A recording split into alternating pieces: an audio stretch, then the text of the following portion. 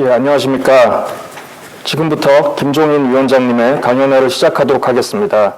저는 오늘 강연회 사회를 맡은 포럼 회원 김형기훈입니다.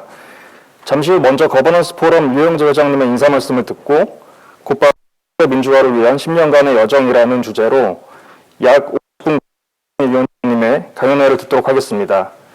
강연 후에는 중앙대 경영학부 여은정 교수님을 모시고 김종인 위원장님과 약 30분간의 질의응답 시간을 가질 예정입니다. 질의응답 후에는 위원장님과 참여자분들의 사진 촬영이 있을 예정입니다. 그럼 거버넌스 포럼 유영재 회장님의 인사 말씀을 듣겠습니다. 큰 박수 드리겠습니다. 3파 역할을 하신 분입니다. 따라서 우리나라 경제 민주화의 대명사이자 구루라고 하실 수 있는 분입니다. 이런 분을 직접 모셔서 경제 민주화와 관련된 강연회를 듣게 되는 것은 매우 영광스럽고 뜻깊다고 할 수 있겠습니다. 우리 사회는 오랜 기간 각고의 노력 끝에 정치 민주화를 달성했습니다. 그러나 그 정치 민주화에서 멈춰버린 사회라고 저는 생각합니다. 그러나 이제는 정치 민주화를 뛰어넘어서 경제 민주화로 나가야 합니다. 그래야만 경제 민주화를 발판으로 한국 경제가 제2의 도약을 이뤄낼 수 있다고 저는 생각합니다. 경제 민주화는 부의 안정화, 대중소득 간 공정거래 및 흥생협력, 소상공인 보호 등에서 일어나야 합니다만 동시에 자본시장에서도 일어나야 합니다. 그래야만 명실상부하게 경제민주화를 실현하는 것입니다. 저는 자본시장 민주화는 곧 기업 지배구조 개선이라고 확신합니다. 지금과 같은 지배주주 일가 위주의 기울어진 운동장은 반민주적 자본시장이라고 할 수 있습니다. 예컨대 지배주주 즉 총수 일가들은 회사를 뺐다 기업 분할, 붙였다 기업 합병 몇 번 하면 자연스럽게 지분율이 올라가고 반면 비지배주주들은 그만큼 지분율이 낮아지는 일이 계속 벌어진다면 한국 자본시장은 결코 발전할 수 없습니다. 이른바 코리아 디스카운트, 박스 피해 오명을 벗어던지지 못할 것입니다. 따라서 이를 극복하기 위해서는 총수 일가건, 동학개미를 위시한 또 2천만 국민연금 가입자를 위시한 일반 주주건, 자본시장 모든 참여자들에게 공평한 권리가 주어져야 합니다. 그래야 신규 투자자들이 시장 진입이 확대되어 자본시장의 판이 커지고 결과적으로 기업의 자본 조달, 주식 매각 및 재투자 재창업이 혁신경제 선순환이 만들어질 수 있는 것입니다. 현재 국회에서는 감사위원 분리선임, 다중대표 소송 등 상법 개정안이 논의되고 있습니다. 이번 상법 개정의 취지는 기업하기 좋은 나라, 투자하기 좋은 나라입니다. 그런데 20대 국회 안보다 후퇴된 현재의 정부 안에서 더 후퇴하게 된다면 그것은 기업하기 좋은 나라, 투자하기 좋은 나라가 아니라 재벌 오너 일가가 좋은 나라, 동학개미 투자자들은 망하는 나라로 계속 가게 될 것이라고 저는 생각합니다. 부디 이번 상법 개정을 통해 우리나라 자본시장 경제 민주화 그 첫 단추가 잘 끼워질 수 있기를 바람하지 않습니다. 그리고 기업이 잘 되기를 가장 열망하는 이해관계자인 우리 투자자들의, 우리 투자자 그룹의 목소리에 귀 기울여 주시기를 바랍니다. 다시 한번 오늘 참석해 주신 여러분들과 또 김종인 위원장님께 깊은 감사의 말씀을 드리면서 제 인사말을 마치고자 합니다. 감사합니다. 네, 그럼 이제 김종인 위원장님을 모시고 경제 민주화를 위한 10년간의 여정에 대해 강의를 듣도록 하겠습니다. 큰 박수로 맞아주시기 바랍니다.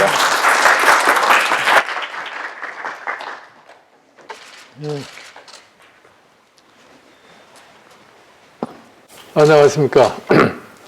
사실 제가 최근에 와서는 경제민주화라는 말을 잘 쓰질 않습니다. 원래 이게 경제민주화라는 말을 한다고 해서 꼭 경제민주화가 되는 것이 아니라 경제민주화라는 말을 없이도 경제민주화를 이룩한 나라들이 있습니다.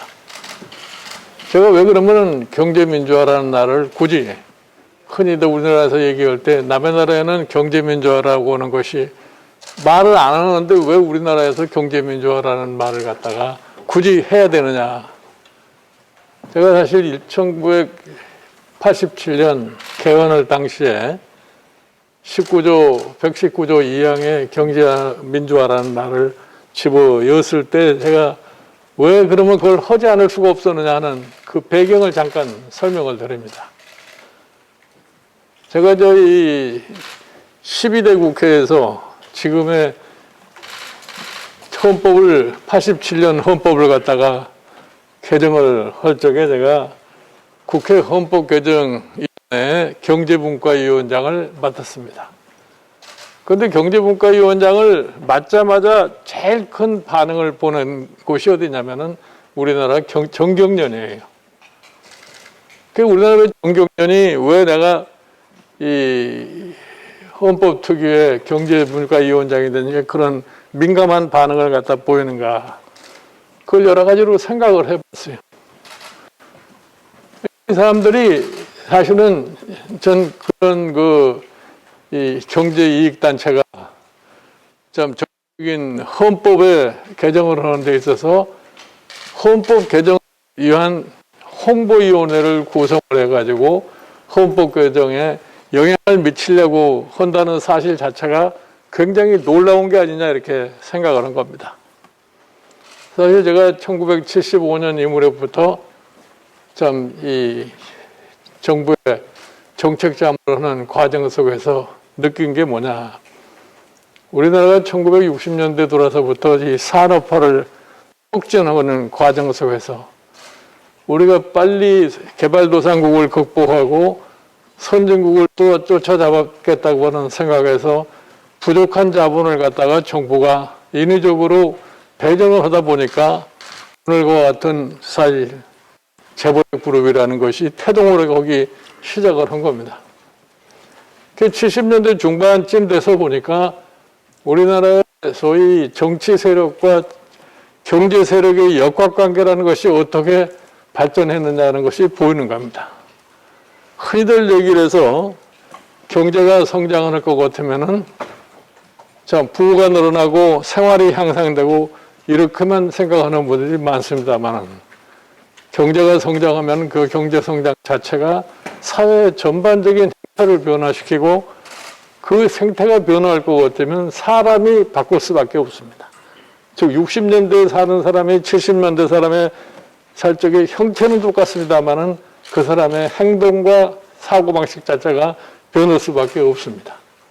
그러면 정치권은 결국은 변화하는 사람들의 의식에 합당하게 변하지 않을 것 같으면 정치가 안정적으로 이룩될 수가 없습니다. 근데 이런 과정에서 보니까 제가 이런 논리를 써요. 정치 세력과 경제 세력의 역학관계를 어떻게 볼 거냐. 그러면 경제가 발전하기 초기 단계에 있어서는 경제 세력이 정치 세력을 쫓아갈 수가 없습니다. 즉 정치 세력이 경제 세력을 갖다 지배하는 그런 시대를 가다가 경제가 점차적으로 발전하기 시작하면 경제 세력이 정치 세력과 거의 비등비등한 이런 관계에 봉착하게 돼요.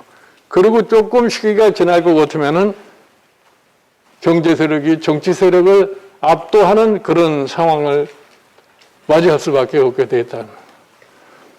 그래서 제가 87년 그 무렵을 보니까 벌써 우리나라는 경제 세력이 정치 세력 우위에 서는 단계에 돌입한 것이 87년 개헌 당시의 상황이에요. 그래서 제가 물어봤어요. 어떻게 정경련이라는 단체가 정치권에서는 개헌에 영향력을 행사하려고 그러냐?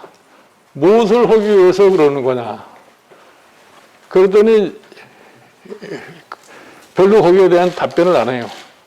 제가 그때 상황을 말씀을 드리면은 정경련의 개헌에 대한 홍보위원회를 구성을 해가지고 그 홍보위원회 위원장이 당시에 대우그룹 회장하던 김우중 회장이 홍보그룹 위원장이 되고 예산도 그때 돈으로 한 20억 좀 확보를 했어요. 그래서 물어봤어요. 그 예산 20억을 확보를 해가지고서 개헌에 어떠한 로비를 하려고 그러는 거냐. 그러니까 별반 얘기를 안 해요. 거기에 이제 총지휘자가 뭐냐면 당시에 정경련 회장하던 우리 정주영 씨. 그래서 이 정경련 회장으로서 그 총지휘를 해요. 하루는 나한테 전화를 하면서 어떤 요구를 하냐면은 자기네들 정경련에서 세미나를 개최하겠는데 그 무슨 세미나냐고 물었더니 개헌에 관한 세미나를 하겠다 그래요. 저는 세계 어느 나라를 가져봐도 경제단체가 개헌을 한다는데 그런 조직을 구성하고 그런 세미나를 시도하는 그런 모습을 본 예가 없고 그런 사례도 없습니다. 그래서 거기 와서 날 보고 토론을 해줬으면 좋겠다. 그렇게 얘기를 해서 내가 개헌하는 데 있어서 여론도 참작하고 해야 되겠으니까 좋다고 그래서 세미나를 참석하기로 했어요. 그래서 세미나에 가서 저 속초에서 세미나가 열렸는데 가서 보니까 오해는 하지 말고 드십시오. 정경련을 옹호하는 경제학자들, 정경련을 옹호하는 일반 전문가들, 이런 사람이 한 30여 명 모였어요. 제가 개인적으로 아는 교수들도 있고 그렇습니다만. 그래서 거기서 이제 세미나를 하는데, 처음서부터 12조의 세미나를, 이제 12조의 말을 거는 겁니다.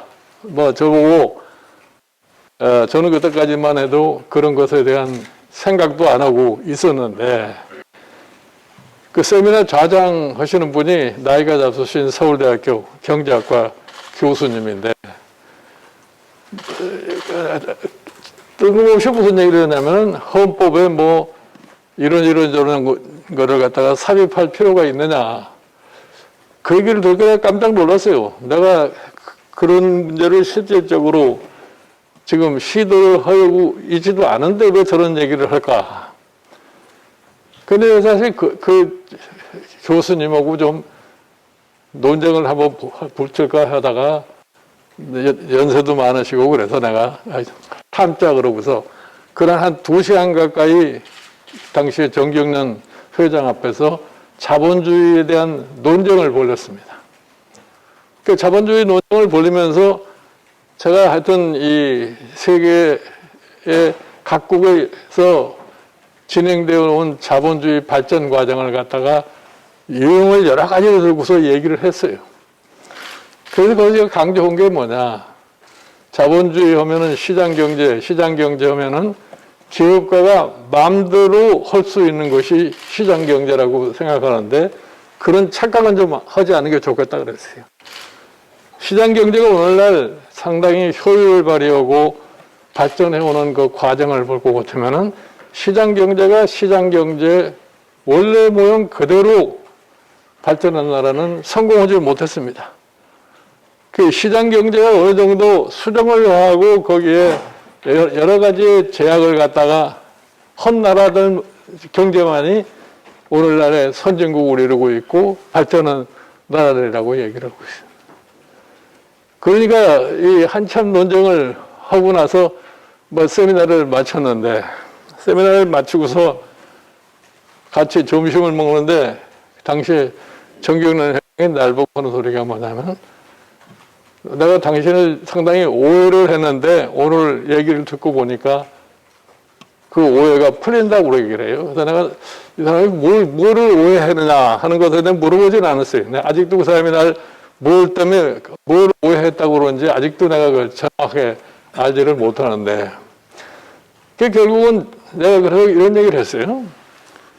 우리 회장님께서 중공업으로 시작을 해서 오늘날 세계에 참 최고에 가는 위치를 확보하고 이 정경련을 이끌어가는 회장까지 맡으시고 계시니까 내가 보기에는 자본주의를 가장 잘 보호하려고 하는 분같이 보이는데 최근에 우리 회장님 행동을 보니까 회장님께서 자본주의를 상당히 참 곤란하게 빠지게 하는 그런 행위를 하고 계십니다. 얘기를 했어요. 그러니까 뭐라고 얘기를 하냐면은 무슨 짓을 해서 그러냐 이런 얘기. 우리가 자본주의 발달사를 볼 것 같으면은 자본주의가 안정된 자본주의를 유지하려고 할 것 같으면은 자기가 자력으로 자기 생계를 유지할 수 있는 사람이 많아야만이 자본주의가 안정이 되지.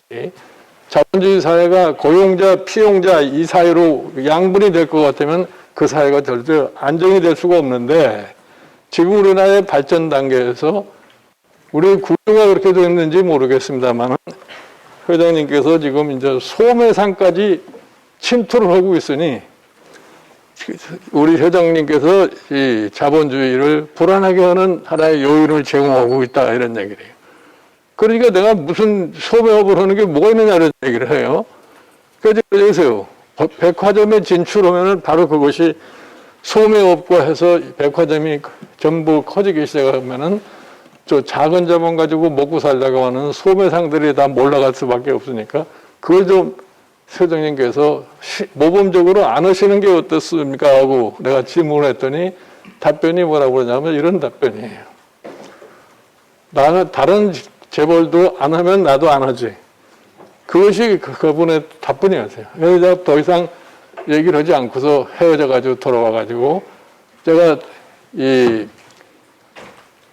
홍보대책위원장을 맡고 있는 김우중 당시의 대우그룹 회장을 만나서 뭐 때문에 이렇게 집요하게 나에 대해서 그렇게 참 귀찮게 하느냐 이렇게 물어봤더니 이 양반이 하는 소리가 뭐냐면은 당신이 독일서 공부를 하고 왔기 때문에 혹시라도 개헌을 하는데 어떠한 특정한 규정을 갖다가 헌법에 넣을 것 같은 그런 두려움 때문에 그렇다. 그게 뭐냐고 물어봤더니 독일의 예를 들어서 기업의 의사공동 결정권이라고 하는 co-determination right 이런 것 같은 거를 헌법에 넣으려고 넣을지 모르니까 그래서 자기네들이 그런 반응을 보이는 거다 그래. 그래서 제가 그랬어요. 그런 사항이라는 건 헌법 사항에 들어갈 것도 되지도 않고 그럴 생각도 하고 있지 않으니까 제발 좀 쓸데없는 소위 상상 속에서 이 정경련이 개헌에 대한 홍보 활동한다는 자체를 좀 안 하는 게 좋겠다고 얘기를 했어요. 그랬더니 그 이후로서는 정경련이 상당히 잠잠해졌어요. 잠잠은 하다가 개헌을 작업을 추진해 왔는데 갑자기 또 호언을 한다고 그래서 중단 상태에 빠지고 그러다가 6.29 선언을 하다가 갑작스럽게 이제 개헌을 서둘러서 할 수밖에 없는 이제 그런 과정에서 이제 조문을 정리를 하는 이런 과정에서 제가 경제민주화라는 거를 119조 2항에다 집어넣었습니다. 제가 왜 그거를 안 집어넣을 수 없느냐. 제가 이 당시의 재계의 행태를 보니까 도저히 헌법에 그와 같은 것을 집어넣지 않고서는 앞으로 정부가 어떠한 짓을 사실 이 경제관계의 법을 만들어도 결국은 이게 무슨 시장경제 원리에 위배되니까 이건 위헌이다 등등 해가지고서 헌법재판소에 갈 수밖에 없기 때문에 그런 거를 좀 원천적으로 차단을 시켜야 되겠다 해서 헌법의 조항이 필요하다고 그래서 제가 집어넣은 겁니다. 왜 그랬는지 아세요? 제가 여러 번 정부에서 소위 기업의 지배구조 문제, 이런 문제, 노사관계 문제 등등 포함해가지고서 이거를 좀 제대로 근대사회에 적합하게 한번 만들어 보려고 참 대통령의 지시를 받고 시도를 해봤는데 번번이 결국은 정경련의 소위 힘에 의해서 좌절되고 말아버렸어요. 그래서 제가 이거를 앞으로 다루려면은 그런 방법밖에 없다. 왜냐? 우리 흔히들 얘기를 해서 우리는 미국식 자본주의 등등 얘기를 많이 합니다. 그런데 미국이라는 나라가 챙겨가지고서 참 자유방임적인 그런 사고방식을 해서 경제 운영을 하다가 보니까 19세기 말 이 무렵에 미국의 독과점으로 인해서 미국 사회에 엄청난 문제가 제기되니까 1890년에 셔먼 로라고 하는 것이 생겨난 겁니다. 이 서먼이라는 상원의원이 그 법을 만들 적에 우리가 독재 왕정이 싫어서 이런 미국이라는 나라에 와서 나라를 세우고 지금까지 왔는데 역시 기업의 독점도 해서는 안 된다고 그래서 독과점 규제하자고 그래서 결국은 셔먼 로우를 했는데 10년이 지나도록 그 법만 만들어가지고 그게 아무런 효용 없이 지내왔어요. 그러다 1900년이 20세기 초기 바로 들어서자마자 우연하게도 맥킨리라고 하는 아주 극보수적이고 미국의 커다란 참 재벌들이 만든 대통령이 총에 맞아 죽은 바람에 부통령이었던 테오도르 루스벨트가 대통령이 돼가지고서 소위 이 셔먼 로우를 강화를 하고 그걸 집행을 해가지고 결국은 당시에 독점적 기업이었던 스탠다드 오일이나 무슨 아메리칸 타바코 이런 것들을 당다 찢어 놓는 겁니다. 그러니까 독점을 해가지고는 도저히 더 이상 미국의 경제 체제라고 하는 것이 조화를 이룰 수 없다고 그래서 한 거예요. 그렇게 해서 사실은 당시에 미국의 그 세계의 큰 기업들이라고 하는 것은 루스벨트에 의해서 전부 다 법정에 끌려갈 수밖에 없는 그런 상황이 전개됩니다. 그렇게 해서 미국이라는 사회가 정상화될 수 있는 그러한 계기를 마련한 겁니다. 그래서 미국이 테오도르 루스벨트로 인해 가지고서 참 미국 재계를 정화를 시켰기 때문에 각종 파운데이션이 생겨나고 돈을 전부 다 일반 대학에 많이 해가지고서 오늘날 미국이 제대로 발전할 수 있는 원천을 갖다 만드는 거다 이런 얘기입니다. 그래서 저는 이게 자본주의라고 하는 것이 제대로 기능을 하고 참 제대로 저희 일반 국민의 저희 행복을 증진시키는 걸로 발전을 하라고 할 것 같으면 시장 경제가 추구하는 바대로 내버려 놔둬가지고서는 절대로 그게 불가능하다고 이게 역사가 입증을 하고 있는 겁니다. 그러니까 지금 오늘날 우리가 보수 논쟁도 많이 하고 있는데 보수냐 진보냐 얘기를 하지만 보수의 대표적인 사람이 이 에드먼드 버크라고 하는 사람이 보수주의자인데 그 사람의 얘기에 보면은 이런 얘기가 있어요. 인간은 타고날 때부터 탐욕스럽게 태어났기 때문에 그 탐욕을 제어를 하지 않을 것 같으면 다른 사람의 자유를 침해하기 때문에 제도적인 장치를 통해 가지고서 이거 소위 탐욕을 막아줘야 된다 이런 얘기를 갖다 한 겁니다. 그래서 그거를 어느 정도 수용한 사람들은 나라도 결국은 정상적인 발전을 할 수가 있게 됐고 그런 것을 수용하지 못하면은 결국은 사회적인 혼란이 일어나가지고서 경제도 안 되고 결국은 사회도 불안하게 빠지고 정치도 안 된다는 얘기입니다. 우리가 대표적으로 얘기를 하는 게 뭡니까? 노벨 이 경제학상을 수상한 윌리엄 포웰이라는 사람이 이런 얘기를 했어요. 미국의 역대 3대 위대한 대통령을 들어라 하면은 세 사람을 듭니다. 첫째로 미국의 독립을 만드는 조지 워싱턴 대통령, 그 다음에 미국의 분열을 방지했던 링컨 대통령, 그 다음에 세 번째 대통령이 테오도르 루스벨트 대통령을 듭니다.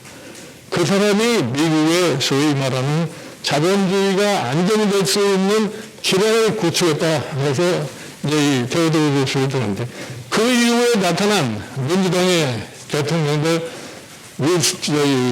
윌슨 대통령, 프랭클린 루스벨트 이런 사람들이 전부 비화의 변화를 가져와서 결국 가서 미국이 2차전 이후에 세계의 가장 선망의 국가가 될 수 있었다는 겁니다. 그러니까 미국이라는 나라가 20세기 초반에 들어와서 실질적인 경제 민주화를 한 나라예요.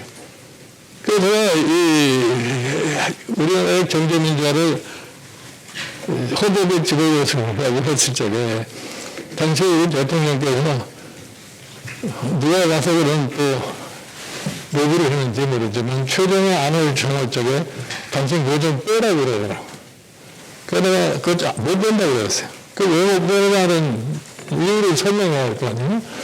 여러분들 잘 아시다시피 1935년에 프랭클린 루스벨트 대통령이 각종 사회법을 만들 적에 미국도 그 당시에 지금 우리나라에서 실시하고 있는 사회의료보험제도가 법안이 다 되고 대통령의 서명까지 끝났는데 그것이 아메리칸 메디컬 어소시에이션하고 이 제약협회 이런 사람들이 대심원에 위헌 소송을 해가지고 위헌 판결이 나가지고서 그 시스템 자체가 무효가 되어버린 겁니다. 그때 한 번 실수를 한 것이 오늘날 아직까지도 미국에 의료보험제도가 제대로 안 돼가지고서 매번 대통령 선거 때마다 얘기를 해도 그게 실질적으로 안 되는 상황이 그런 얘기예요. 그런데 왜 헌법에 소위 헌법의 위반이라고 하면은 미국에서 다른 방법이 없어요. 그러니까 우리도 사실은 재계 세력이 너무나 막강하다 보니까 재계 어느 정도의 제도를 가하기 위한 법을 만들면은 결국 가서 헌법의 다른 조항을 들어가지고서 시장경제 원리에 반한다 해가지고서 소송할 수밖에 없거든요.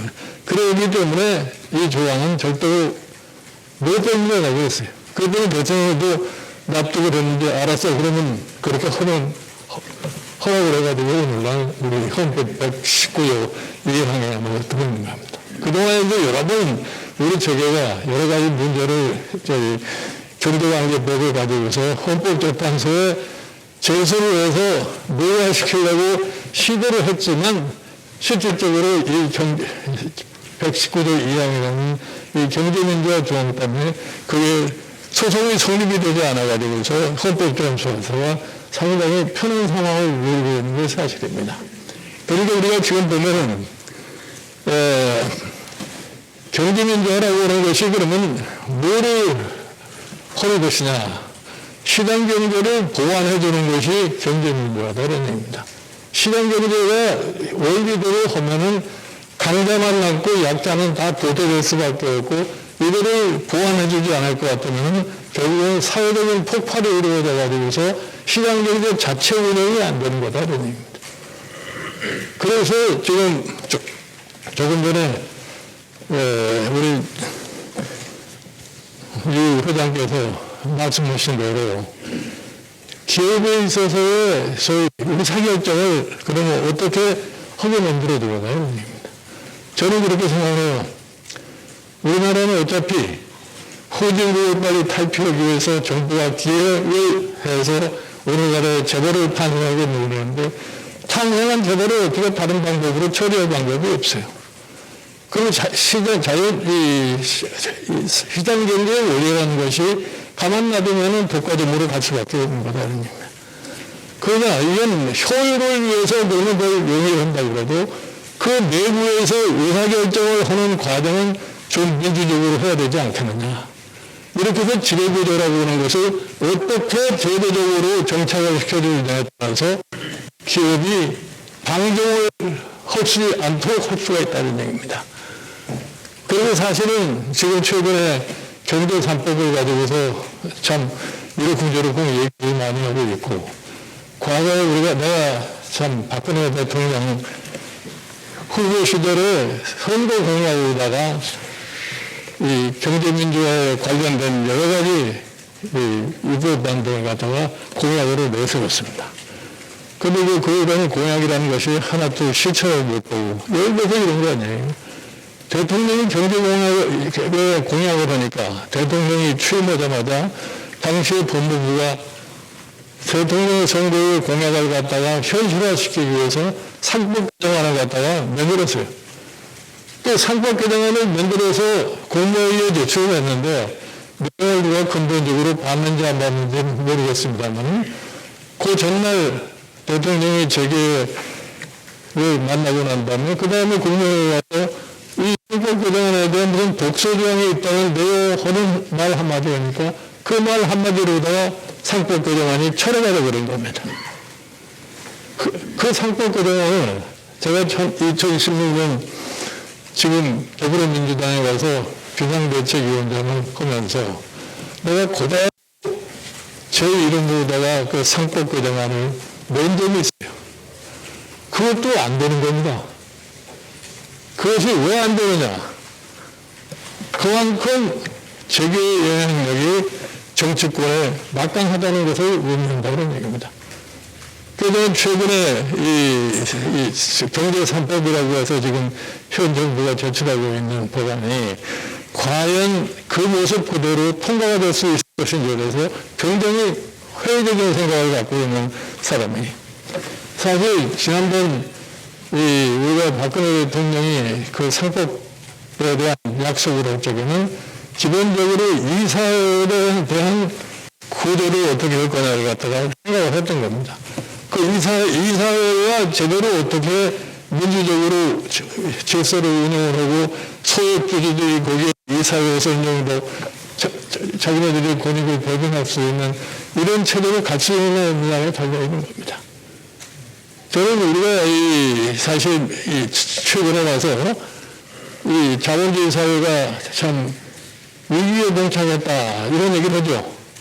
지난번 2007년 8년에 미국의 금융위기가 왔을 적에 과연 자본주의가 이런 식으로 갈 수 있을 것이냐. 그때도 이런 얘기가 나오는 거예요. 우리나라가 휘청거리기 시작하고 미국의 금융기관들이 다 지금 보태는 그런 상황이 보니까 그 원인을 어디서 찾았어요? 시스템의 원인이냐, 자본주의 시장경제 시스템의 원인이냐, 어떤 원인이냐. 그러니까 할 말이 없으니까 나온 것이 뭐냐면 이 사람들의 탐욕이 그 요인이다. 그 탐욕은 스스로는 제어를 못합니다. 인간의 본능이. 그 탐욕을 제어해 주는 것이 바로 정부의 역할이라는 얘기입니다. 그래 최근에 와서 무슨 포용적 성장 이런 얘기들을 많이 하죠. 포용적 성장을 하려면 무엇이 전제가 돼야 되느냐. 이 자본주의 시장경제의 효율성과 의회의 시스템이 서로 맞물려 가야 된다는 얘기입니다. 의회는 국민의 사회 변화에 대한 모든 것을 파악할 능력이 있고 그거를 종합해 가지고서 입법을 해서 시장경제의 모순을 제거해주는 역할을 해야 되는데 이런 것을 절차적으로 해나가면 결국은 경제민주화라는 얘기는 말로 안 해도 지적으로 달성될 수 있다고 이렇게 생각을 합니다.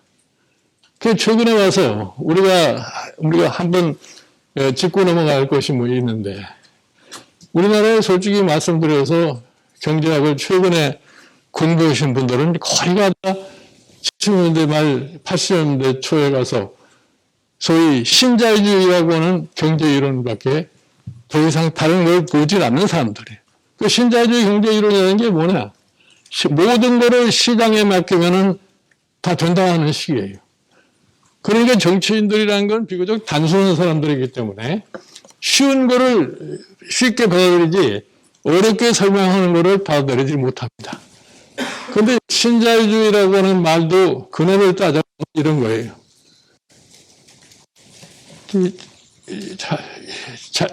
원래 자유주의 경제라고 하는 것이 18세기, 19세기까지 잘 통하고 20세기 초까지도 그저 그럭저럭 왔다가 1929년에 세계 경제공황이 발생함으로 인해서 자유주의 경제에 대한 환상이 없어지고 그 당시에 케인스의 이론이라고 하는 것이 들어가기 시작한 겁니다.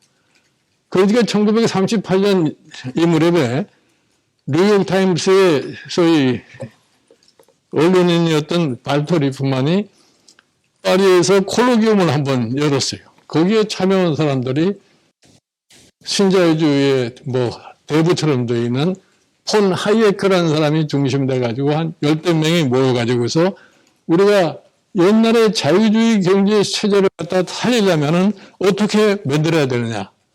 그렇게 해서 독일의 법경제학자라고 하는 류스토프라는 사람이 그 네오리버럴리즘이라는 단어를 만든 겁니다. 그 네오리버럴이라는 게 뭐냐. 종전처럼 정부의 역할을 갖다가 무시할 것이 아니라 어느 정도 정부의 역할을 갖다가 인정하자 하는 이런 측면에서 신자유주의라는 게 생겨난 겁니다.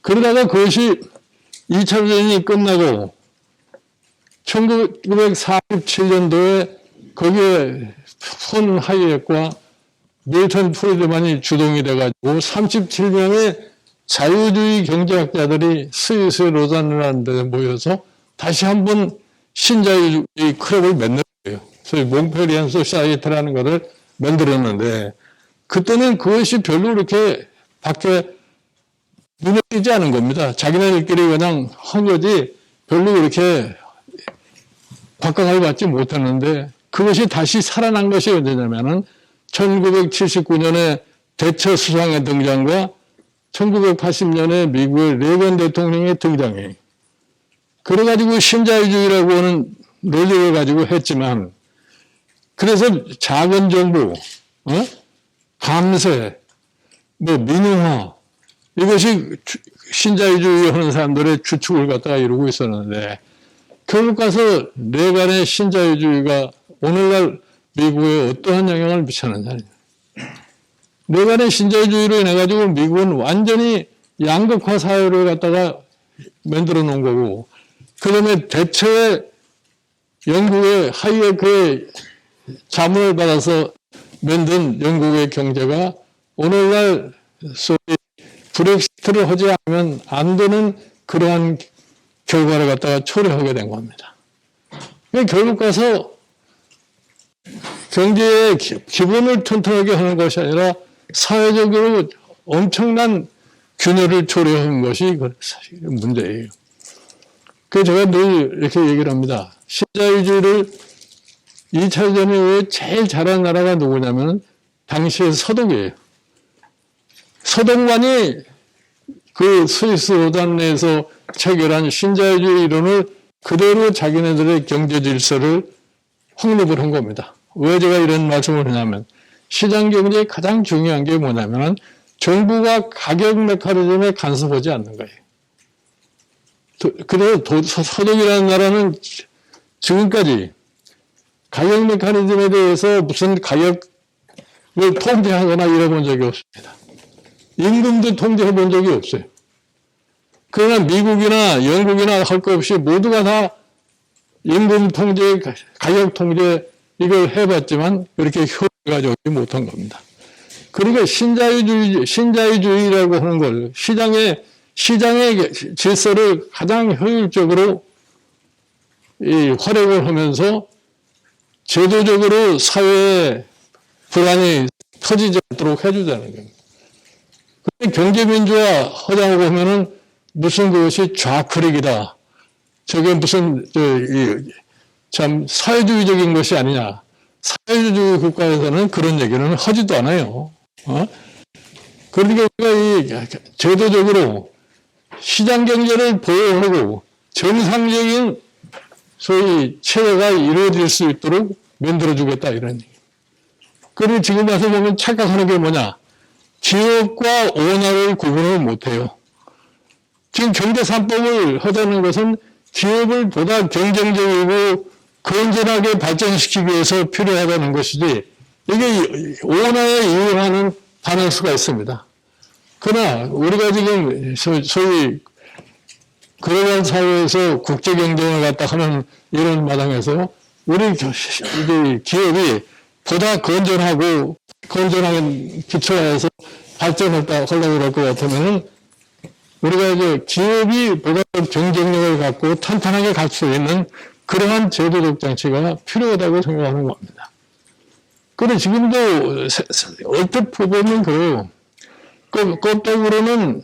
겉으로는 무슨 정의를 찾고 공정을 찾고 이런 얘기를 많이 합니다. 특히 최근에 이 정부는 가장 대표적으로 내세웠던 것이 공정과 정의를 많이 내세우는데 실질적으로 하는 걸 보면 그거 오는 관계가 없는 그런 상황으로 가고 있는 것이 현실입니다.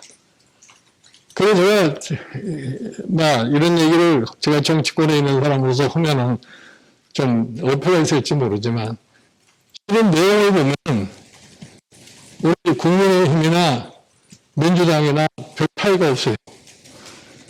특히 이 기업과 관련된 법을 다루는 데 있어서는 거의 대동소이한 그러한 모양을 밟고 있습니다. 그러니까 나라가 근본적으로 발전을 못하는 거예요. 제가 늘 얘기를 합니다. 여당이 못하는 것을 야당이 계속해서 비난하고 했었으면은 야당이 여당이 들을 적에는 과거에 여당이 못하던 것을 자기네가 실행을 해야 되는데 그건 전혀 못해요. 똑같은 상황으로 가버립니다. 그러니까 나라가 더 이상 발전을 갖다 못하는 겁니다. 그래서 저는 최근에 와서도 늘 그런 얘기를 하는데 마치 우리나라는 재벌이 아니면은 나라가 존재하지 못하는 것처럼 착각을 하고 있어요. 그러니까 경제정책이라는 것이 제 궤도를 가지를 못하는 거예요. 정상의 궤도를 가야만이 우리가 이 글로벌 사회에서 제대로 소위 기능을 갖다 할 수 있다고 생각하는데 그저 순간적인 이해관계에 얽혀서 거기에 집중하다 보니까 아무런 변화를 가져오지 못하는 겁니다. 그래서 경제민주화 이것이 마치 무슨 궤변처럼 느껴지는 사람들이 있습니다만은 이게 사회가 조화를 이루고 기업이 효율을 계속해서 유지할 수 있고 하기 위해서는 제도적으로 장치를 안 하고서는 그 불가능하다고 생각합니다. 그러니까 과거에 지금 최근에 과거도 그렇고 최근에도 그렇고 다 그렇습니다만은 시장 경제의 모습 이거를 뭘로 해결하려고 생각하느냐 이거예요. 아무리 말로는 절대 해결하지 못합니다. 그래서 최근에 이 경제 3법 예를 들어서 이 공정거래법이라고 하는 것을 보고 보면 원래 공정거래법이라는 것은 중소기업을 보호하기 위해서 대기업의 독과점의 행포를 갖다가 어느 정도 제어를 하기 위해서 만들어 놓은 건데 지금 여러분들이 공정거래위원회가 어떻게 돌아가는지 잘 아시죠? 제가 보면은 공정거래위원회라고 하는 것은 불공정 행위를 한 당사자, 공정거래위원회, 로펌 이 세 사람들이 어떻게 하다가 자기네들끼리 결론 내고서 그걸로 끝나는 겁니다. 그러니까 밖에 있는 사람 알 수가 없어요. 그 제가 왜 전속고발권이라고 하는 것을 폐지해야 되느냐 이런 말씀을 드리냐면 제가 과거에 경제수석으로 거기 있을 적에 공정거래가 어느 특정 재벌에 불공정 판정을 내렸어요. 불공정 판정을 내렸기에 저 사람들이 그걸 어떻게 하냐 하고 지켜보니까 아무런 조치를 안 해요. 그러면 공정거래위원장을 좀 오라 그래가지고 당신들이 불공정 판정을 했으면은 당연히 이것이 검찰에 고발이 되고 법원에 가야 될 사항인데 왜 고발을 안 하느냐 그랬더니 이런 답변을 해요. 고발하면 뭐 합니까? 검찰이 보내봐야 기소도 안 하는데 그게 바로 무슨 뜻이냐. 자기네들만 고발권을 가지고 있으니까 자기네들이 안 하면 밖으로는 나타날 수가 없어요. 그래서 공정거래위원회의 기능을 보다도 보강하기 위해서라도 이 불공정거래에 대해서 이 제대로 된 심판을 하려고 하면 전속고발권을 가지고는 공정거래위원회가 이렇게 긴장해 가지고서 공정거래의 감시를 갖다가 제대로 할 수가 없는 거다. 그러니까 지금 우리가 보기에 지금 당장은 뭐 심지어 중소기업 협동조합까지 와가지고서 그런 이제 이 전속고발권 폐지 같은 거는 좀 안 하는 게 좋겠다는 얘기를 하는데 그런 아이러니가 없어요. 어떻게 중소기업을 보호하기 위해서 만들어놓은 것이 공정거래위원회인데 어떻게 중소기업을 하는 사람들이 그런 문제에 대해서 좀 민감하게 반응을 보는지는 저는 도저히 납득을 하지 않습니다. 그리고 제도라는 건 다 그런 거예요. 만들어 놓으면은 그 틀 안에서 기업 활동을 하면은 전혀 문제가 되는 것이 아닌데 그 틀을 벗어나서 특별한 행위를 하려고 보니까 결국 가서 이 틀 자체를 만들지를 못하게 하는 그런 경향이 있는 겁니다. 그래서 저는 이 경제 3법이 우리나라 경제에 과연 좋은 영향을 미칠 것이냐 나쁜 영향을 미칠 것이냐. 제가 보기에는 절대적으로 긍정적인 효과가 더 많지 부정적인 효과를 보는 것은 저는 생각하지 않습니다. 왜냐하면 이 기업이 가장 책임을 많이 할 때가 어느 때냐. 흔히 껐다 하면은 다른 데서는 잘못을 하고 그것을 변명하기 위해서 무슨 사회적 책임을 한다. 그래서 자꾸 사회적 기업이라는 얘기가 많이 나와요. 그거를 가장 잘 적용한 사람이 슈페터라는 사람입니다. 슈페터라는 사람이 뭐라고 하냐면 자꾸 사회적 기업 보면은 경제가 효율이 없어서 경제가 제대로 능력을 발휘하지 못한다는 얘기입니다. 그러니까 기업가가 사회적 책임을 가장 잘할 때가 어느 때냐? 법규와 그 사회에 있어서의 관행을 성실히 지키면서 이윤을 최대한으로 많이 내는 사람이 사회적인 책임을 다하는 거다는 얘기입니다. 그렇게 해야만이 결국은 정부가 세금도 많이 걷어다 쓸 수 있고 그렇게 해야지 정부가 그 세입을 갖다 가지고서 좋은 일을 많이 할 수 있지 않겠냐는 얘기입니다. 그 최근에 지금 특히 4차 산업 이쪽으로 넘어가는 그런 과정 속에서 앞으로 우리나라의 경제사회 구조가 어떻게 변천될지도 모릅니다. 그런 것을 생각을 해서라도 지금 최근에 미국의 실리콘밸리에 관련해서 뭐 구글이다 무슨 애플이다 뭐 이런 데가 지금 그래서 미국의 법무성이 그동안에는 소위 기술개발이라고 하는 것을 용인을 하기 때문에 가만히 있다가 그 세력이 너무나 커지니까 벌써 그거에 대한 제재를 가하기 위해서 법무성이 고발 조치를 취하고 그러고 있는 거예요. 그러니까 어느 기업이 어느 단계까지 가면 방종해지기 쉬우니까 결국은 이 민주주의를 지키고 시장 경제를 지키기 위해서라도 일정한 제도적 장치는 안 할 수가 없다는 얘기입니다. 그 2차 제도를 마지막으로 정리하는 것이 포츠담 협정입니다. 포츠담 협정의 명문으로 나와 있는 것이 뭐냐? 재벌의 해체입니다. 왜 재벌의 해체라고 그러냐? 그 당시에 성정국에서 가장 힘있던 나라가 미국이었기 때문에 미국이 안티트러스트에 입각해가지고서 이 전범국인 일본과 독일의 재벌을 갖다가 완전히 해체하고 농지게 하고 그런 거예요. 그 명분은 그거예요. 이런 소위 독과점 업체들이 있어가지고는 시장 경제의 효율도 제대로 발휘할 수가 없고 민주주의 발전에도 지장을 초래한다 이렇게 되기 때문에 그걸 해체라는 겁니다. 저는 어제 최근에 미국의 대통령 선거에서 트럼프하고 바이든하고 얘기한 것 중에서 트럼프가 한 말이 아주 유명한 말을 하나 했어요. 오늘날 자기가 존재하는 거는 당신과 오바마 같은 바보가 있었기 때문에 내가 오늘 존재한다고 그렇게 얘기를 했어요. 그러면서 당신들이 그 바보 같은 짓을 안 했으면 내가 출마도 안 했을 거고 선거를 해도 당선도 안 됐을 거다. 아주 의미 있는 얘기를 갖다 했어요. 그 말이 무슨 말이냐? 제대로 해석을 해보면 2007년, 2008년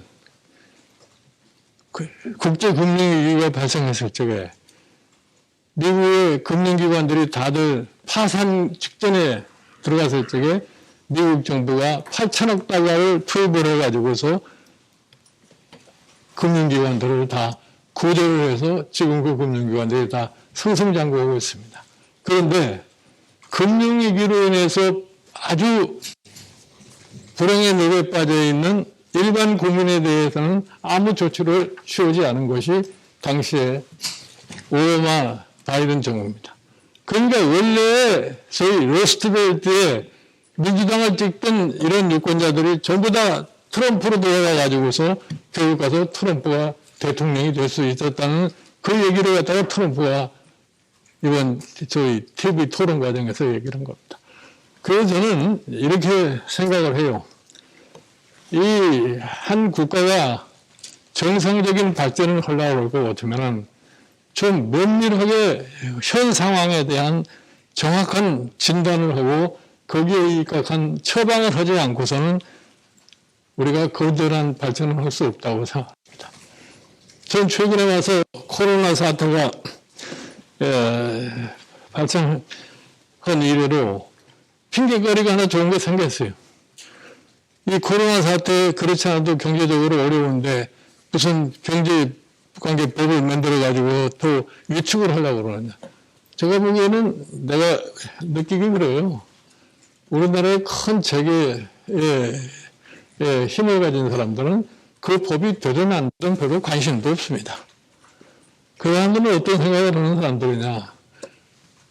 있는 거보다는 없는 거 나니까 반대를 하는 거지. 그 법이 자기네들이 경제활동을 하는데 무슨 큰 장애가 요인이 될 거라고 해서 반대하는 건 저는 아니라고 생각을 해요. 그러니까 이 정치가 소위 한번 상황을 정확하게 인식하고 결심을 했으면 그거를 관찰하는 능력을 가져야지 그걸 관찰하는 능력을 갖지 않을 것 같으면은 그래서 영원히 후회할 수밖에 없다고 생각해요.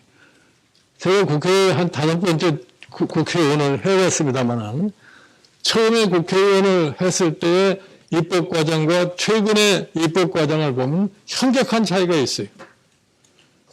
어떤 차이가 있느냐. 과거에는 그래도 정부가 법안을 제출해서 하면은 알맹이가 있는 법안들이 이루어졌는데 최근에 와서 보면은 처음에 법안 자체가 나올 적에는 아주 근사하게 만들어졌는데 최종적으로 법안이 완성이 될 때는 알맹이는 거의 다 힘이 희미해지고서 있으라마나 하는 그런 법안을 의합변호하는 이러한 양상을 보이고 있습니다.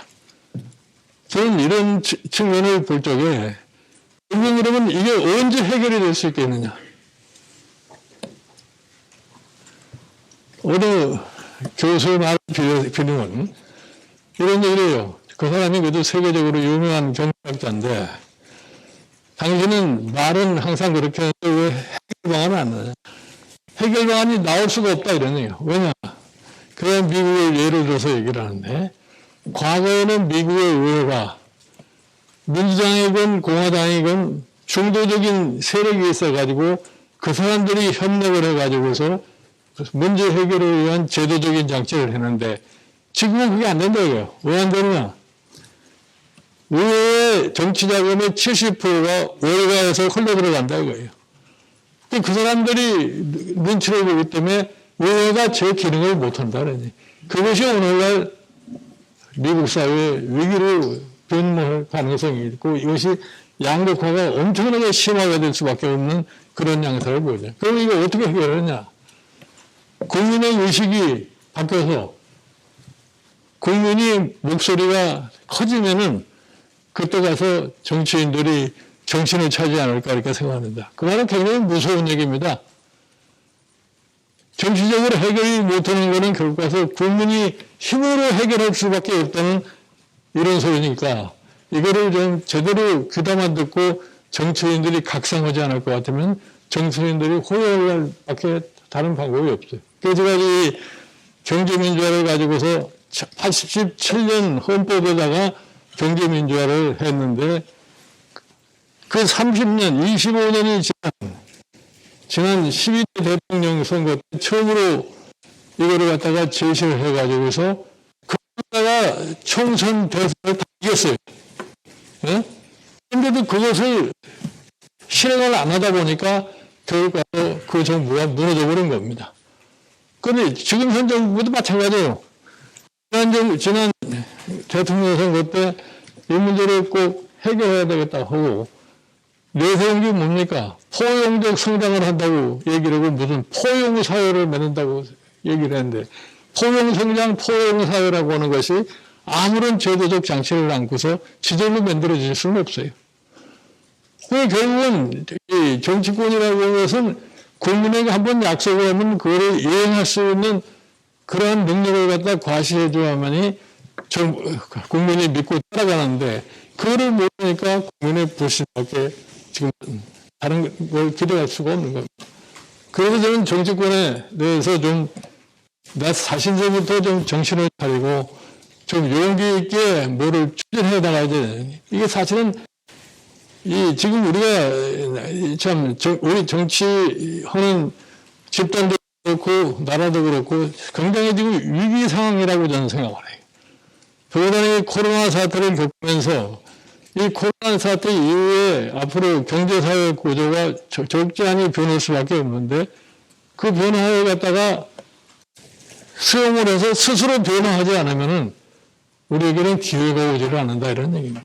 그러니까 종전의 일방적인 그런 사고, 관습에서 벗어나지 않고서는 조금도 발전할 수가 없어요. 지금 우리나라를 이게 돌아다녀 보면은 과거와는 뭐 참 엄청난 변화를 갖다가 모든 분야에서 보여주고 있는데 이것이 잘 변하지 않는 것이 어디냐면은 우리 정치권만 제대로 변하지 못하고 그러니까 정치권이 정신을 못 차리면은 이런 제도적인 요인으로 아무것도 안 됩니다. 쉬운 게 좋다. 뭐 편리한데 가자. 뭐 이렇게 지금 편안한데 복잡한 생각을 하느냐. 이래가지고 나라가 정상적으로 발전을 하지 않습니다. 이래서 지난 10년 동안 이 경제민주화를 갖다가 얘기를 해봤는데도 아직까지도 그 반응이라는 것은 굉장히 미미하다는 말씀만을 드릴 수밖에 없습니다. 제가 우리나라에서 지금 여태까지 이렇게 해보는 그런 느낌이 있어요. 최근에 우리가 코로나 바이러스를 갖다가 겪으면서 아주 뭐 K 방역이 어쩌니 굉장히 자랑스럽게 얘기하지 않습니까? 이게 우리가 과거에 이거를 해나갈 수 있는 시스템을 구축했기 때문에 이것도 가능한 거예요. 우리가 1977에서부터 이 의료보험을 만들어서 10년 만에 대한민국 전 국민이 의료보험에 가입할 수 있는 그런 역사를 가지고 있는데 그건 세계에서 우리나라밖에 없습니다. 우리나라가 지금 이 의료비 지출이 연간 한 GDP 대비 7.6%쯤 돼요.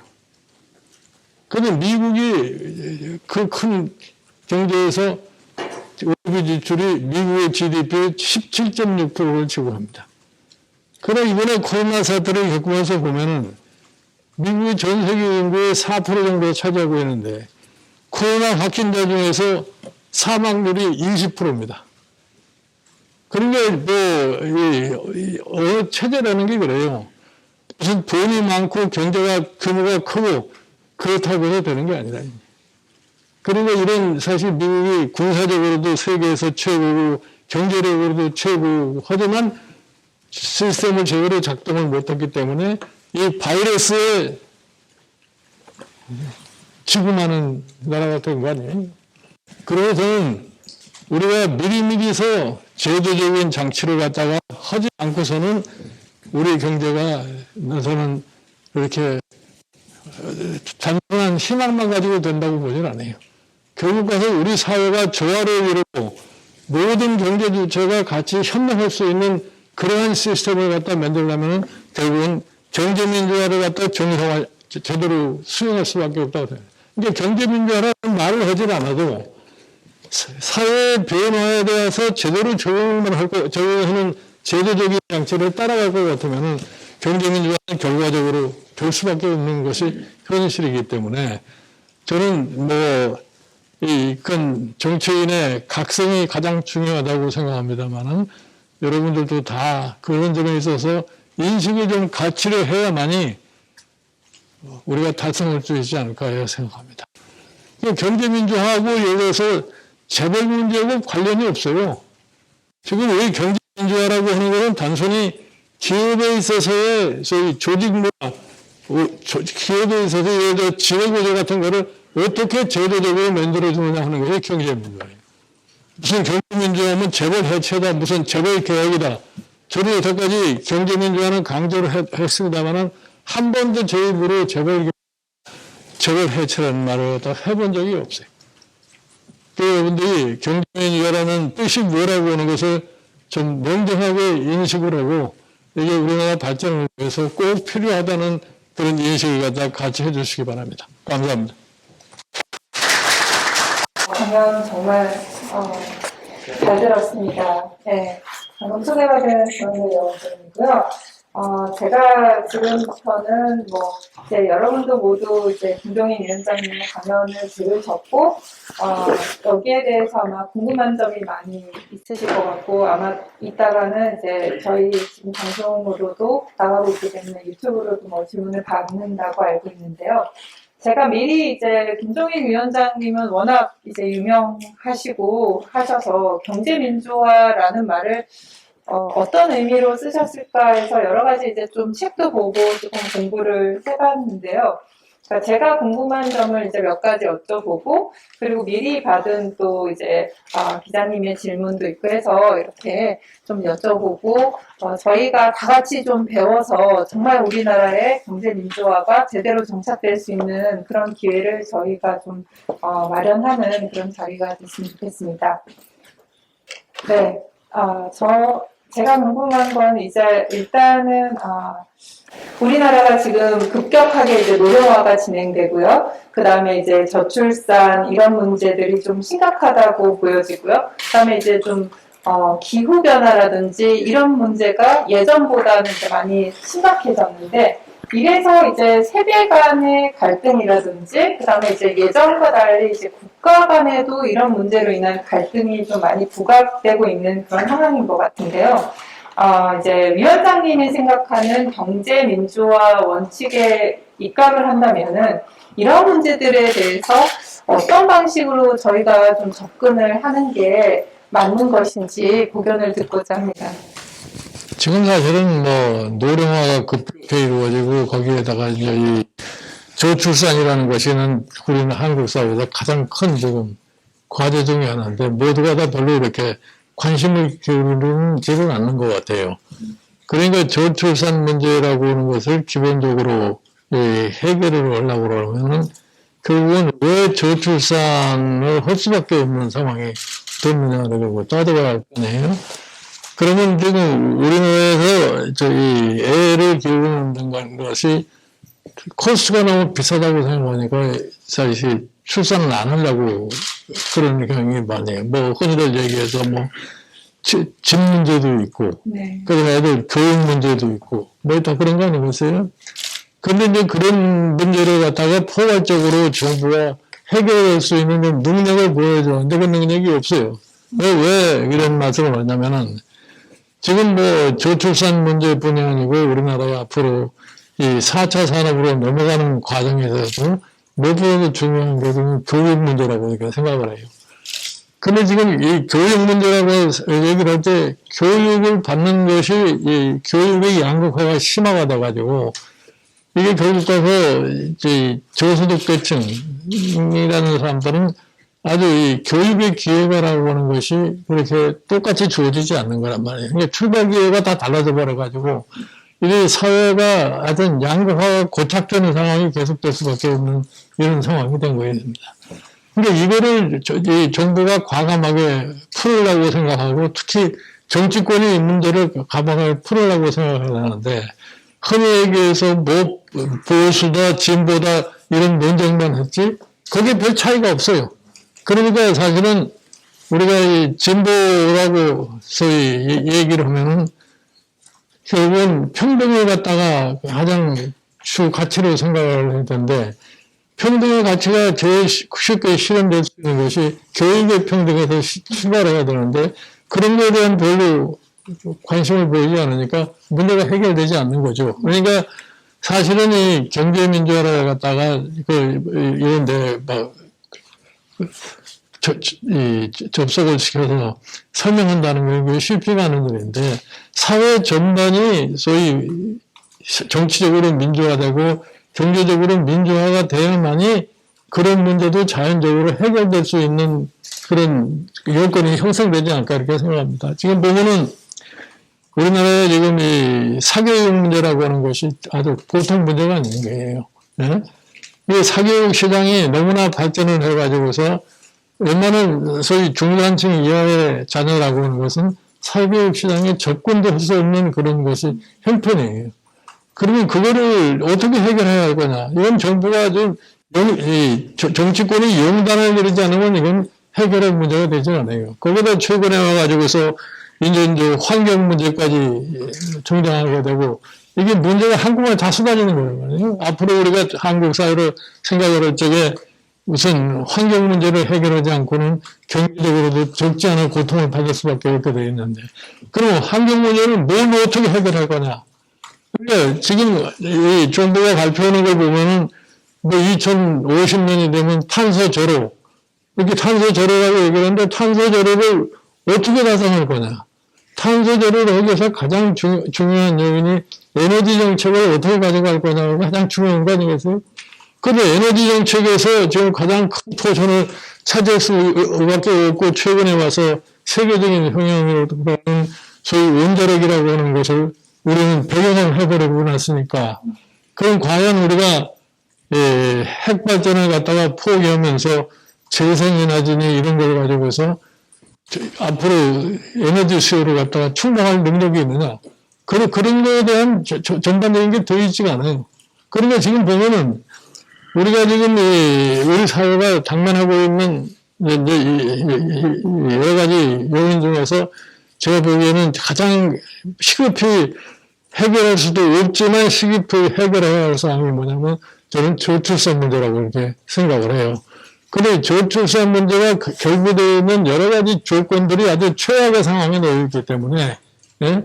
뭐 주택 문제라든가 교육 문제라든가 이런 거를 해결하기 위해서는 그러면 전제가 깔려 있는 것이 뭐겠어요?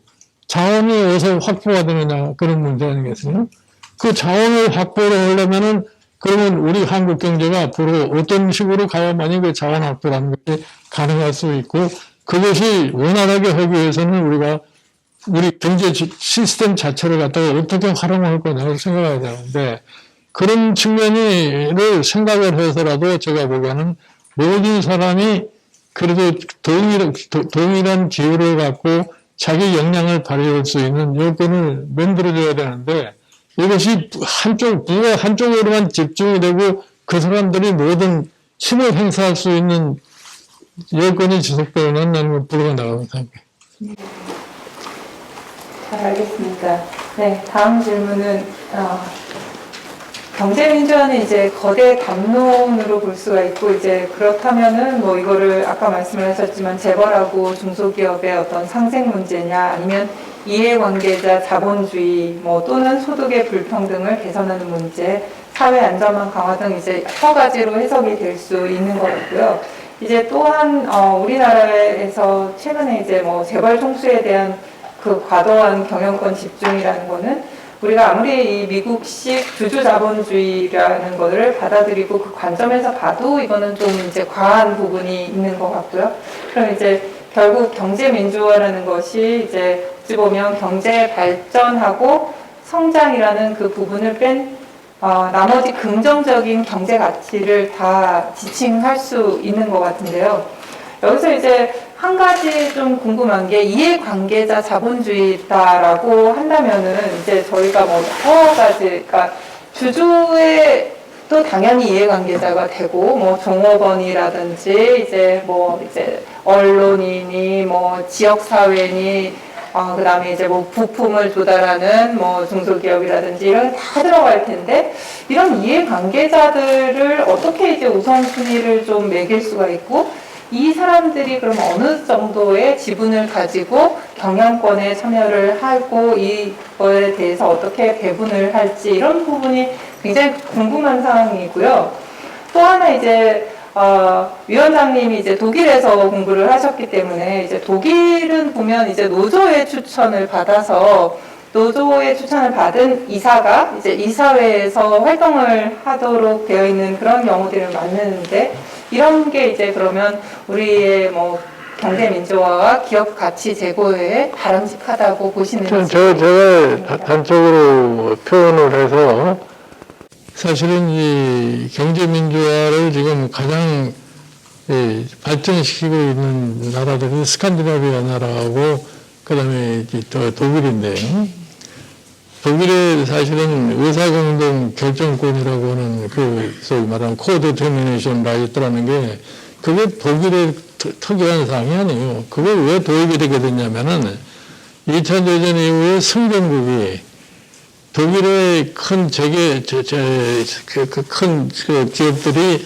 전쟁을 부추겼다 이렇게 생각하는 거예요. 특히 그 당시에 큰 기업이라는 게 석탄 철강 산업인데 그러니까 석탄 철강 산업의 소위 운영을 자본가만 해서는 안 되겠다. 그러니까 거기에는 노동자도 참여를 해가지고 공동결정을 하게 하자. 그래야지 저 사람들이 못된 생각을 갖다가 안 하게 된다. 이렇게 해서 1951년도에 그 석탄 철강 산업의 분야에 대해서 코드 데터미네이션 라이트를 갖다가 도입을 하게 만들었어요. 그래서 이제 입법이 된 건데, 그렇게 그것이 입법화되고 나니까 독일의 노동조합의 투쟁의 형태가 바뀐 겁니다. 예를 들어서 원래 노동조합이라는 것은 투쟁을 전제로서 영국식의 콘프릭트 시스템이 있고, 근데 그거를 포기를 하고 독일의 노동조합이 코퍼레이션 해서 근로자 권익을 보호하자. 그러니까 협조를 해서 권익을 더 올리자 이렇게 된 거예요. 그러니까 그거를 운영하다 보니까 독일이 50년대, 60년대 동안에 아마 선진국에서 이 파업이 제일 적은 나라가 된 거예요. 그러니까 노사협조가 잘 된다 이런 나라가 돼야 되죠. 그러니까 이제 그런 나라가 되면은 소위 노조가 기업 경영에 참여를 해가지고서 하게 되니까 그런 나라는 해외 자본이 투자가 안 될 거라 이렇게 얘기를 하지만 그럼에도 불구하고 해외 투자가 독일에 많이 된 겁니다. 왜냐? 노사가 안정되어 있기 때문에 생산이 원활하고 또 납기도 지킬 수 있게 된 거예요. 그러다가 이제 그렇게 되니까 노사 관계가 원활하게 해서 경제에 효율을 갖다 가져오는 것이 되니까 1972년도에 가서 여야 만장일치로다가 전 산업의 그 공동 의사결정권을 도입을 시켜준 겁니다. 그러니까 그것이 지금까지 참 지속이 되고 있기 때문에 흔히 우리나라에 좀 잘못 소개되어 있습니다만은 지난 저희 슈레더라는 사람이 2010이라는 걸 해가지고 독일이 소위 경제에서 다시 치유를 해가지고서 가장 경제 성장이 잘 된 나라가 된 것처럼 사회적인 기반이 이렇게 조화를 이루는 바탕이 있었기 때문에 그 2010이라는 걸 하게 돼요. 그러니까 실질적으로 2000년대, 2010년 이게 이후로 화학공학이 도입이 된 이후에 독일의 노동자들의 실질 임금이 오히려 내려갔어요. 그러니까 그 사람들이 근로자들이 그만큼 노사관계가 원활하게 이루어지니까 자기네들 스스로가 자기 국가의 경쟁력을 향상하려고 해서 여기서 임금을 갖다 덜 받는 그런 형태가 생기는 거죠. 근데 상대적으로 영국 같은 나라가 1976년 이 무렵에 야, 우리도 독일처럼 그런 제도를 도입하자 해가지고 당시 노동방정국 때 그걸 했는데 거기는 노조가 극력 반대했기 때문에 그 시스템 도입을 못한 겁니다. 자기네들은 전통적으로 피를 흘려서 이룩한 그 근로자의 권익을 그렇게 할 수 없다 이렇게 해가지고 안 됐는데 결국 가서 그런 영국 경제와 독일 경제를 비교를 해볼 것 같으면 독일 경제의 효율이 더 커질 수밖에 없었던 거죠. 그러니까 이게 사회가 본질적으로 조화를 이루었을 적에 가져오는 그 혜택이라는 것이 뭐라고 하는 것을 우리가 좀 알아야 돼요. 그렇지 않으면 항상 양극화를 가려는 투쟁밖에 할 다른 방법이 없어요.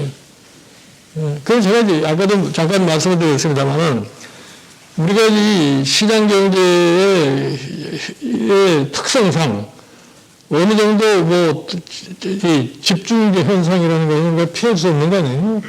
근데 집중을 하되 그런 그 집중을 관리하는 시스템 자체를 좀 민주화하자 이런 얘기. 네. 근데 그거는 우리가 제도적으로는 장치를 안 하면 그건 될 수가 없어요. 네, 잘 알겠습니다. 네. 다음은 이제 국내 자본시장이 이제 점차적으로 성숙함에 대해서 이제 경영권에 대한 시장 차원의 규율이 이제 좀 관찰이 많이 되고 있는데요. 이제 경제 민주화 관점에서 본다면은 이런 시조들을 어떻게 볼 수가 있는지에 대한 질문인데요.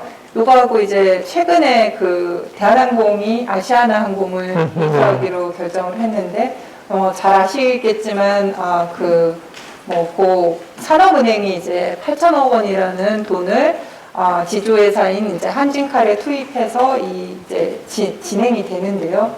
그런데 이제 한진칼을 살펴보면 한진칼이라는 기업은 일단은 매우 건실한 이제 지주회사이고 이렇게 대규모 증자를 시행할 필요가 있는가라는 데 이제 의문이 좀 들고요.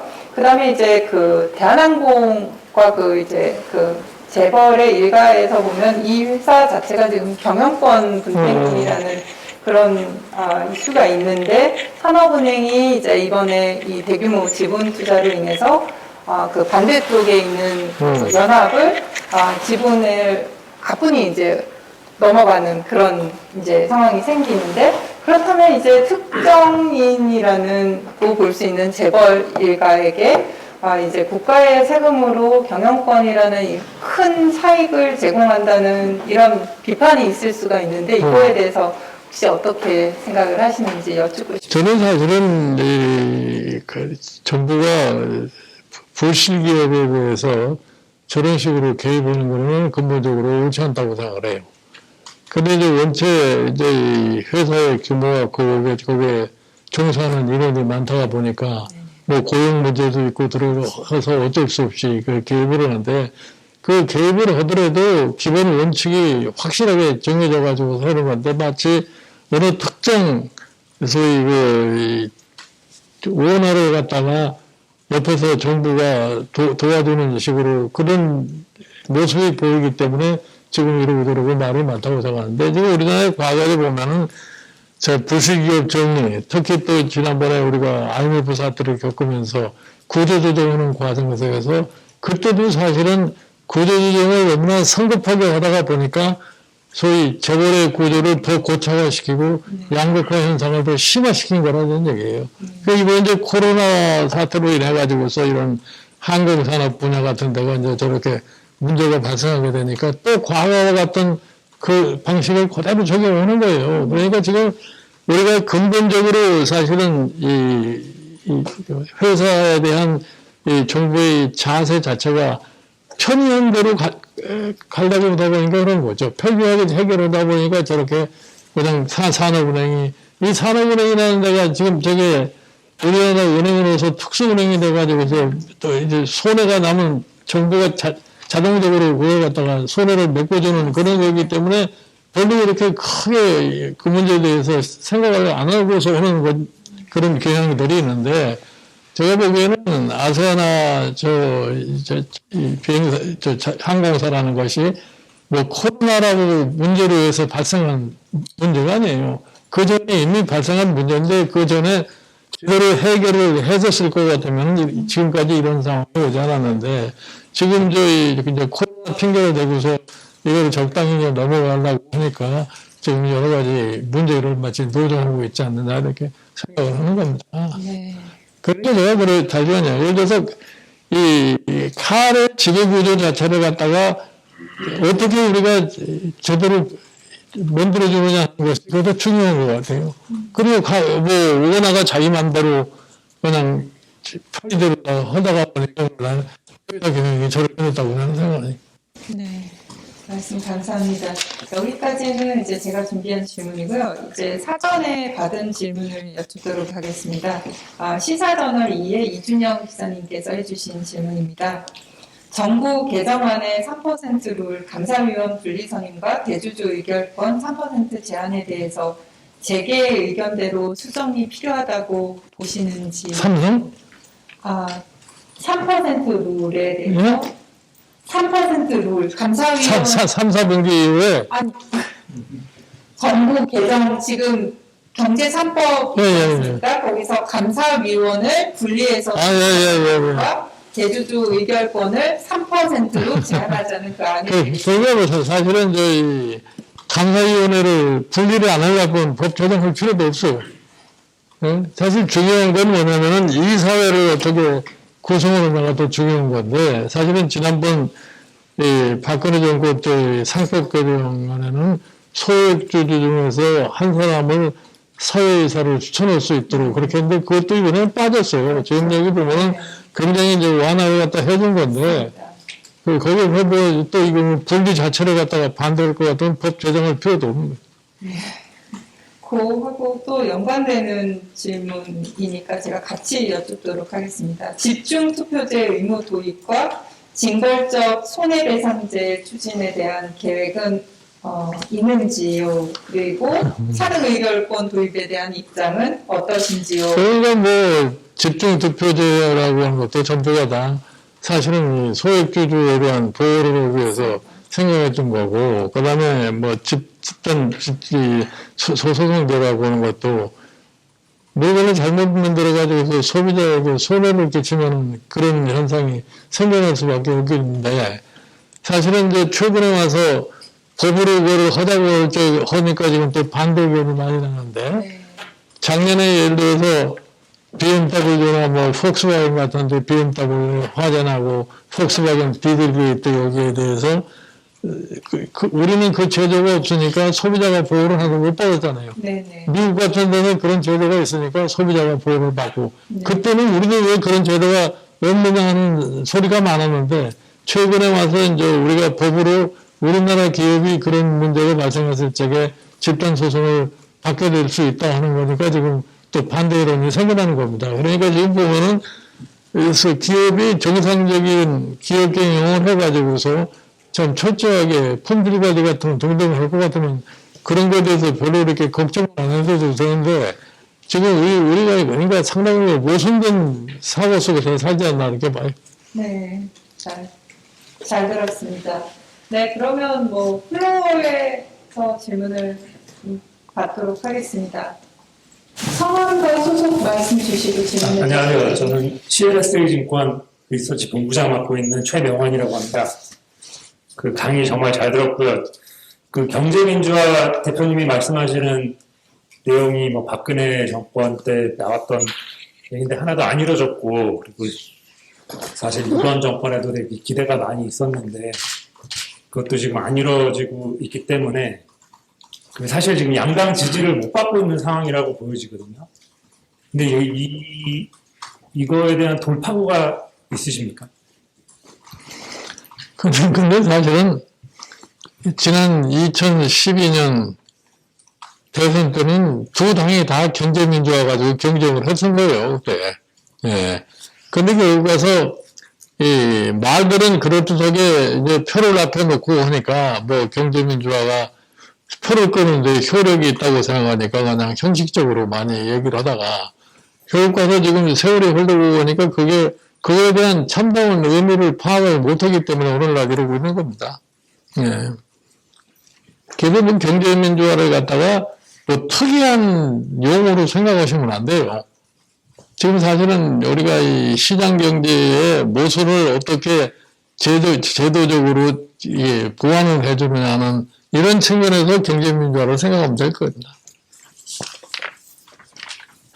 네, 안녕하세요. 포럼 부회장을 맡고 있는 고려대학교 경제학 이한상입니다. 아까 한진칼 아시아나 사태 때와 관련해서도 말씀을 해주셨지만 이 경제 민주화를 하려면 관료를 잘 부려야 되는데 관료들, 공무원들을 어떤 분들은 공무원들이 유능하다 잘 써야 된다 하지만 이번에서처럼 공무원들이 이제 국민을 위하는 게 아니라 자신의 특정한 이해를 가지고 이제 움직이는 경향들이 많이 보이고 위원장님께서는 민간이 그러니까 재벌들이 관료들을 압도하고 있다. 그게 1987년부터라고 하시지만 어제 일어난 일만 봐도 모피아라고 말하는 분들 또 어떤 관료들이 마음만 먹으면 우리나라에서는 민간 경제를 압도할 수 있는 결정들도 할 수 있는 거거든요. 그래서 저 경제 민주화를 이루는데 관료들을 정치가 어떻게 바람직하게 제어하는 방향이 있을 수 있을지 좀 말씀해 주시면 감사하겠습니다. 그러니까 뭐 사실은 정부가 하는 절반적인 소위 경제 조치라고 하는 것이 다 뭐 흔히 얘기해서 규제라고 얘기를 하잖아요. 그러니까 그게 시대에 따라서 규제 형태가 바뀔 수가 있는 건데 근본적으로 우리가 경제 운영에 있어서 하나의 질서라는 것을 생각할 것 같으면은 그 질서도 역시 항상 변할 수밖에 없어요. 그런데 거기에 변화하는 소위 시대의 흐름에 따라서 질서를 바꿔줘야지 그 제대로 된 경제 민주화가 할 수 있는 거지 어느 한 시점에 고착을 시켜가지고서는 할 수가 없습니다. 그래서 저는 이게 이 경제 민주화라는 그 말 자체를 갖다가 아주 무슨 특이하게 생각하니까 지금 문제가 있는 것 같은데 지금 우리가 이 상식적인 선에서 시장 경제를 어떻게 보완해가지고서 효율을 가질 수 있는 거냐.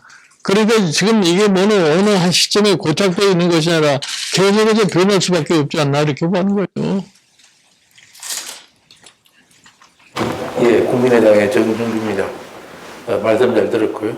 우리 한국 정치가 아시다시피 대립 갈등, 진영 정치로 진보 보수로 나눠가지고 투쟁을 하는데 독일에는 아까 말씀처럼 노사관계에도 합의적 민주주의로 가는데 우리 대한민국의 정치가 합의적 민주주의로 진입하려면 어떻게 하면은 그 어떤 해결책을 생각하시는지요?